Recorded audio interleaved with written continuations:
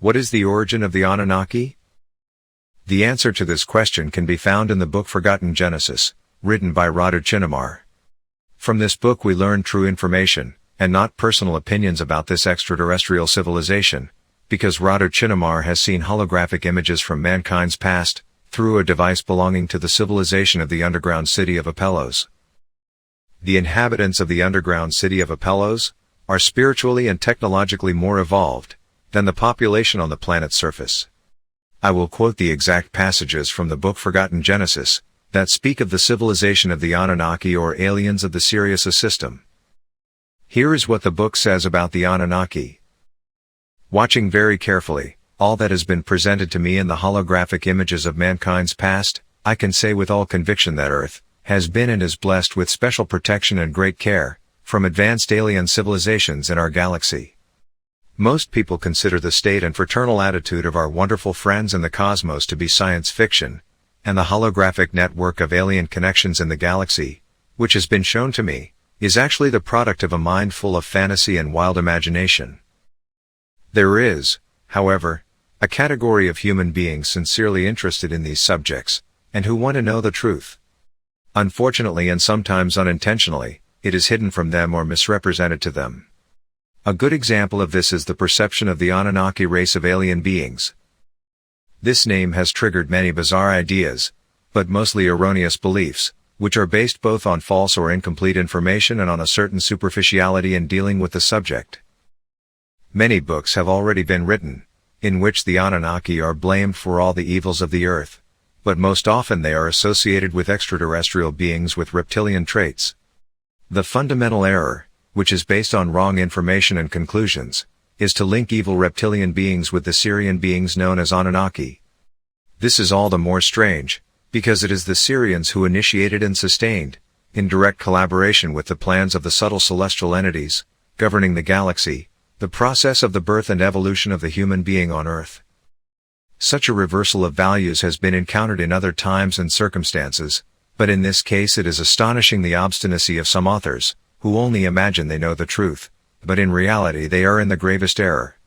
The pressure on this subject is very high, because by repetition it has been targeted in very negative parameters, which makes it all the more difficult to return to true knowledge and real values, which have been lost.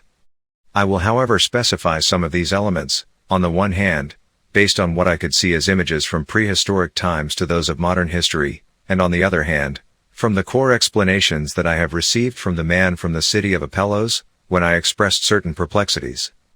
As I said, the Sirians are at the basis of the birth and formation of human civilization, and they are also at the basis of human DNA, supporting its evolution for ages and helping humanity in the key points of its development both from a spiritual point of view, as well as material. I myself have seen many aspects of Earth and human history, and some of the more important ones I have described in this book.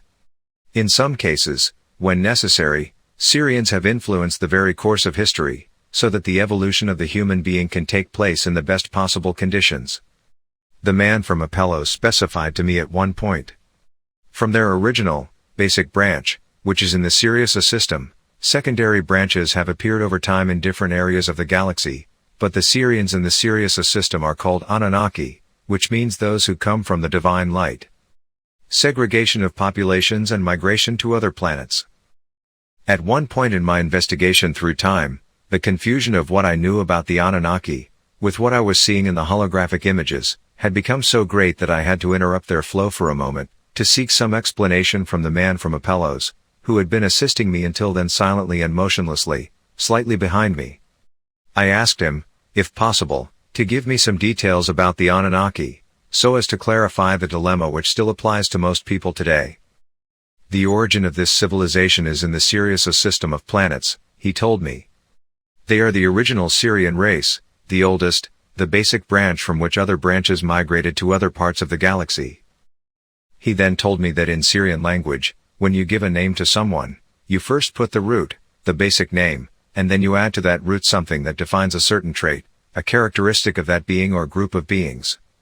Thus, if some of the original Anunnaki migrated at some point to a planet in another part of the galaxy, then they are still called Anunnaki, as a whole, but then they have another name, which distinguishes them from the original Sirians. This is one of the aspects that has misled many authors, giving rise to controversial opinions. Many other secondary civilizations have developed from the original Sirian civilization, which have relocated over time to other planets and star systems in the galaxy. However, most of them settled around the constellation Big Dog, in the constellation Orion and especially in the Orion Belt star systems. The mistake, which has been perpetuated among contemporary authors, has been to consider one or more of these secondary civilizations, spread throughout the galaxy, as the original Sirian civilization in the Sirius system. A common way, which is used by the vast majority of advanced alien civilizations, is to send to a suitable planet that part of the members of their civilization, who have not evolved as fast as the rest of the population. They are relocated to another planet that better corresponds to their vibrational frequency, where they will evolve at their own pace. Those who remain on their home planet can thus continue their evolution at an accelerated rate, unhindered by those who have been relocated. An example is the Anunnaki, who have done this in successive phases, relocating entire segments of their original planet's population in the Sirius system, to other star systems. Such migrations to other planets follow the cosmic law of vibrational frequency affinity, for no being can remain in an existential reality, unless it corresponds to that local frequency. An adjustment of the situation is then sought, and the most natural solution is this kind of redistribution of vibrational frequencies, which corresponds roughly to the wise saying, "The right man in the right place." Sirians know how to pour out their wonderful love, but at the same time, when needed, they know how to react very firmly in fights or other terrible cosmic conflicts, only they do all this on a different level of understanding than the perceived one by most human beings. With them, the presence of spirituality and implicitly a high moral attitude is strongly felt. That is precisely why they are still known by many civilizations in the galaxy, as those who come from the spirit. Wherever they pass, they emanate purity, the force of righteous action, as well as high knowledge in various forms. Analogously speaking, we can think of some very spiritually evolved monks, who are dignified, but at the same time they are also humble and full of wisdom. They do not attack, but if they are attacked, they defend themselves with great efficiency and always win. We also learn some interesting things about the Anunnaki, from the book The Etheric Crystal written by the same author. Here are some passages from the book related to this topic. From the synthesized images on the holographic screen, we understood that, a long time ago, in the planetary system of the star Sirius A, there was an evolved humanoid civilization, which had reached a level of technology. For example, this civilization was capable of interstellar travel in huge ships, which meant that it had some control over the laws governing space and time. The members of that civilization were not today's Sirians, but their very distant precursors. Strangely, I could neither see nor understand the name of that ancient civilization, or perhaps I was not paying attention or refined enough to perceive it. Instead, I was curious to find out more clearly what that period of time was and, as far as I could tell, I was seeing in synthesis some images from 95 to 98 million years ago, maybe even older. The race of those humanoid beings evolved over time and went through many transformations. That race eventually disappeared, but various information from her DNA was transmitted to many other types of humanoid civilizations that succeeded each other in time, also originating from the planetary system of the star Sirius A, until the characteristics of the current Sirian race were reached. In the images I saw, the typology of the beings of that extremely ancient Sirian civilization was quite similar to humans, even if their average height was higher, about 1.90 to 2 meters. Their skin was silky white with a slight blue tinge, and their hair was mostly black with dark blue tints. Their eyes were larger than those of a normal human being, but their mouths were smaller. From the beginning, however, I was impressed by the harmony of their features and especially by their dignified bearing, the uprightness of character that radiated from the way they moved and acted. These traits have been passed down through eons of time to the Sirians of today. It seems that their ancestors knew quite well their own constellation, the Big Dog or Canis Majoris constellation, which includes Sirius A, the brightest star in the sky, as well as the Orion constellation, which they had populated, forming colonies.